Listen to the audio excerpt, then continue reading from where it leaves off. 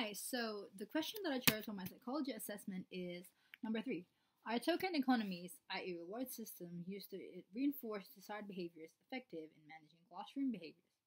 I chose this one because I thought that token economy was something I have a bit of a background knowledge of, and it would be easier to grasp the articles that I would be reading. And out of the 3 articles that I summarized, I'm choosing Managing Classroom Behaviors of Headstart Children Using Response Cost and Token Economy Procedures. So what is token economy? Well, basically, token economy is just an example of positive reinforcement. So, an example of this would be if you have a child and you want them to do the chores. Every time they do a chore, you would give them $1. So let's say they wash the dishes, you would give them $1. They clean the living room, you give them $1. They clean the room, you give them $1. So every time they do a chore, they would get $1. So at the end of the day, let's say they did 10 chores, which then would mean they would have $10. So they can then go to the shop and buy 10 bars of chocolates on sale. On the other hand, response cost is just taking away something of value from someone because they displayed a behavior that is not pleasing to you. A household example of this would be your child did not do the chores but played on the PS3 all day. So, as a consequence of that, you would take away their PS3. So, you're taking something away of value from them. So, this would then give them the idea that you don't like them playing on the PS3 all day. So, therefore, you would take away their PS3. This would discourage them from just playing with the PS3, which can be related to Thorndike's law of effect principle, which proposed that behaviors followed by positive consequences or pleasing consequences are more likely to be repeated, and behaviors that are followed by negative consequences or displeasing consequences are less likely to be repeated.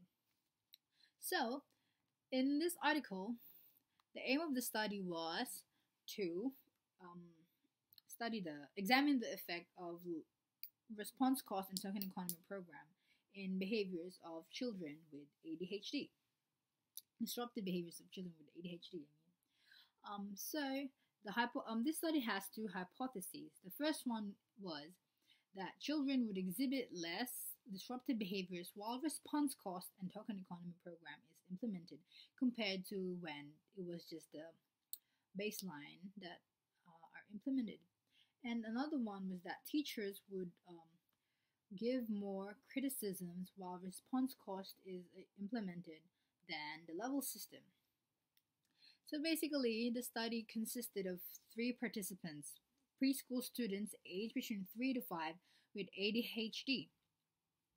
So at the start of the study, each child was given a shape, and in the level system, they would be placed in the middle. So the level system consists of 7 levels and has 3 categories to it. So the first, the higher 3 is the sunny zone, and the middle is the neutral zone, and the bottom 3 is the cloudy zone. So the shapes given to the participants were placed here at the start of the day, and depending on their behavior, they would be moved up or down the system. So if they display a behavior that is pleasing to the teachers, they would be moved up. Their shape would be moved on the level. And if they do display a behavior that is disruptive, they would be moved down 1 level. So every time they do a positive behavior, they would be moved up a level until they reach the sunny zone. And at random times during the day, the teacher would choose one student, and she would then give them a reward. And if they were in the bottom, they would stay there, so they can still go up. So it's done throughout the whole day.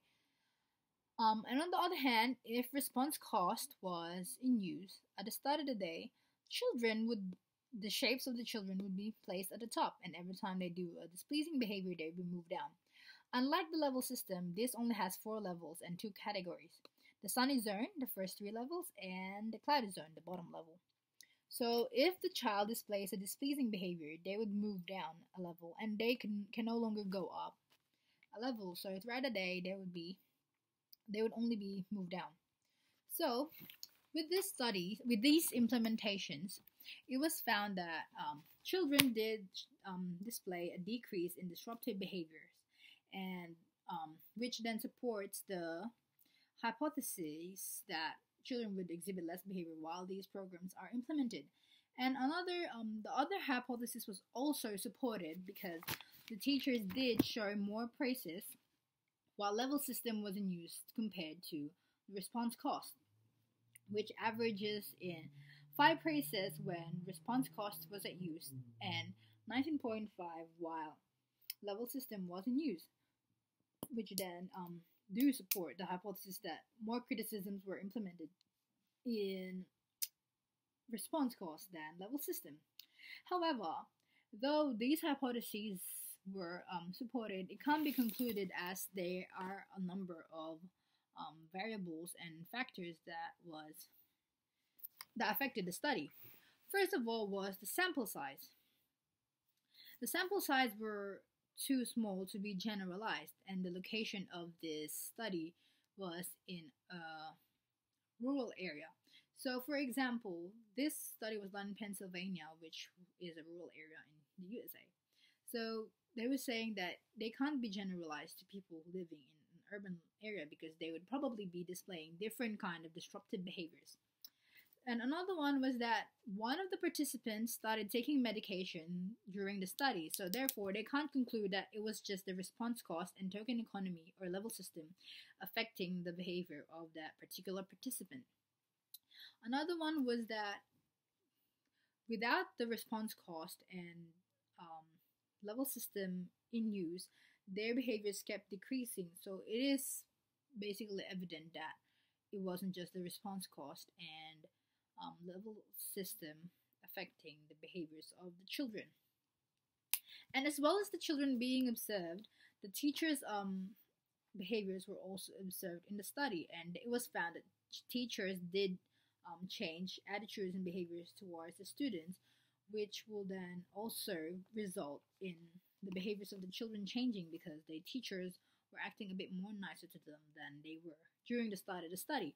So those are just a bit of limitations that included in the study. So future researchers or future studies can take into consideration that they should be using a bigger sample size, so not just 3 preschool students, because one of them actually withdrew from the study, so they can no longer do a follow-up, so they can't say whether the response cost or the level system actually worked for a longer period of time.